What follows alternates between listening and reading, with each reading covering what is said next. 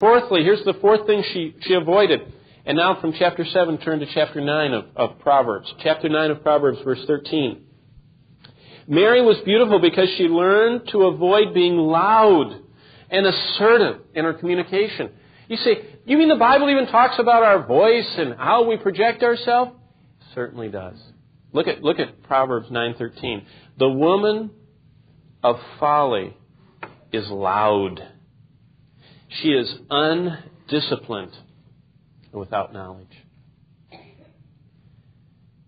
At my parents' house, my dad had this Peter Marshall film. I'd never seen it before. It was really interesting. It was about Peter Marshall, the great preacher, Scottish preacher, who went out in a meeting, and that's where he met his wife to be. He didn't even know it was his wife, and he was just out doing a youth meeting, and he had brought along some girls from a Christian college to sing and give testimonies, and no one would give a testimony, and everybody in the grandstands, all the girls, that was set, must be in the 40s, because they were all smoking, just making clouds of smoke, and just really showing off that they could now smoke in public, I guess, and all of a sudden, Catherine Marshall, to-be Catherine Marshall, gets up on the platform and gives this beautiful speech to all the girls, talking about the fact that the way they were acting was utterly not the way that they would be beautiful. It was just a beautiful, beautiful, stirring speech. And basically what she said was Proverbs 9:13. She says, you women out there are loud, you're undisciplined, and you think you're beautiful because you've just thrown yourself to the men, and you're trying to act like a man, and smoke like a man, and drink like a man, and work like a man. And she said, that's not where beauty comes from. While you're there, turn back to Proverbs 7:11, because these two verses are parallel. It says in verse 11 that she is boisterous, rebellious. Her feet don't remain at home. The New International said she is loud and defiant, and her feet never stay at home. I mean, this woman, there's no chain on her. She has learned to be assertive and to do her own thing. And God says, that's not beautiful. So what did Mary say? Mary said, I don't want to be like that. I want to avoid being loud. I want to avoid being assertive. And this includes disrespect and hostility and aggressiveness and cunningness. All that's bad news. Here's a little verse if you are writing them down. Here's God's solution for that. James 3:17. And this is what Mary had experienced. He says, but the wisdom that is from above is first pure, and then peaceable, gentle, easy to be entreated, full of mercy, without partiality, without hypocrisy. And the fruit of righteousness is sown in peace of those that make peace. Mary had stopped, and as Psalm 90 verse 17 says, she had let the beauty of the Lord her God come upon her. How do we do that today? James 3:17 says that it's available for us right now. All we do is stop and say, God, I want your beauty. I want it to be impressed upon the soft clay of my life. I want your features to show in my life. And your features are pure, peaceable. Remember the Lord said that the peacemakers are the ones that are the winners, not the fighters, not the tough, not the bullies, not the assertive, not the aggressive, not the ones that get all they can get, but the ones that give all they can give and more. Peaceable, gentle, easily entreated, full of mercy. Mary learned that. Mary was beautiful. Finally, Proverbs 20. Proverbs 20. Here's the last negative that Mary had learned to avoid. It says in Proverbs 20, in verse 3, that Mary was beautiful because she had learned to avoid being a fighter and quarreling to get her way. And these are all very interrelated. But it says in this scripture, it is honorable for a man to stop striving, since any fool can start a quarrel.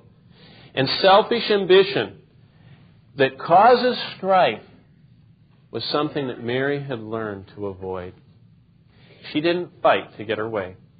She didn't fight and quarrel to get what she wanted. She was beautiful because she had learned to avoid that. Selfish ambition is the way of life of this world, but it's not from God. In fact, back in James 3 that I was quoting, if you want to look at that, but don't lose Proverbs, but I just want to show you what's around James 3, because it's really an indicator, and I know on the elder board we've talked about this a lot, that when you meet and spend a long time doing business, for the Lord, there's just a quietness and there's just a peacefulness that comes when you've prayed and studied and you're waited on the Lord. But sometimes in a meeting, all of a sudden the temperature will change. And you're always supposed to be, as spiritual leaders, on guard for that. Because this is what it says in James chapter 3. Verse 13, who is wise and understanding? Let him show his good behavior in his deeds, in the gentleness of wisdom.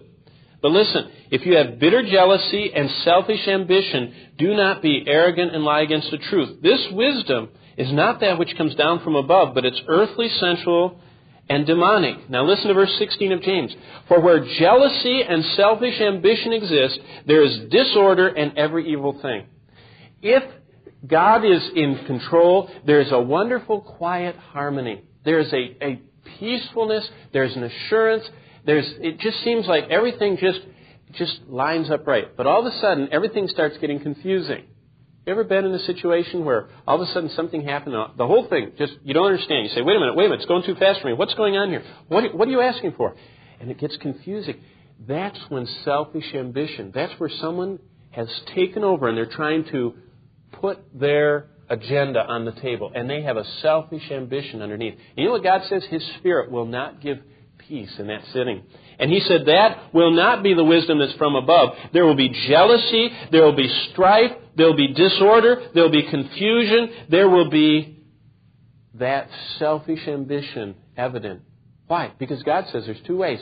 There's a quiet, peaceable, gentle way, and there's an aggressive, assertive, selfish ambition, fight, control way. And He says, I work over here in this realm. And He says the Geiger counter ought to go off over here when that enters. You know, it's just part of our fallenness. I mean, all of us have. We're all fleshly. We all have self left in us. None of us are eradicated. None of us are perfect. We all struggle. And when we struggle, and when the Spirit of God is not in full control, the selfish ambition comes. And it should be just like a little warning light, an oil light on your dash, or a warning signal on your whatever, on your computer that tells you to stop everything when that selfish ambition comes, because it will be confusion, it will be strife, and it will be jealousy, and you'll have hurt feelings and all that. Mary learned to avoid that. She said, I'm not going to fight. I'm not going to quarrel. I am going to be like this. And 2 Timothy, that's just before James, a couple books, 2:24 puts it this way.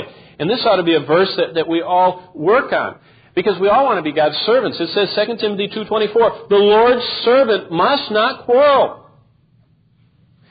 You never win a fight. You never win an argument. You think you do, but the other person doesn't, so you haven't won at all. You have only alienated someone. Quarreling and fighting and arguing and bickering doesn't make it. And the Lord's servants are not characterized by quarreling. Instead, they're kind to everyone. They're able to teach. They're not resentful. What a wonderful characteristic to have, to be God's servant and not quarrel and not argue and to not fight. And to be like Mary and just drop back and let the Lord establish the works of your hands. You know, in my life, everything that I have fought for hasn't usually ever amounted to anything. But everything that I have stepped back and waited on the Lord for has become the most precious of all the elements of my life. Because the Lord establishes the works of our hands. The Lord takes over. The Lord orchestrates all that. And Mary had learned that. She was beautiful because she avoided being a fighter. Now, let's bring all this to a close, because the other half we'll have to do next week. Listen to this.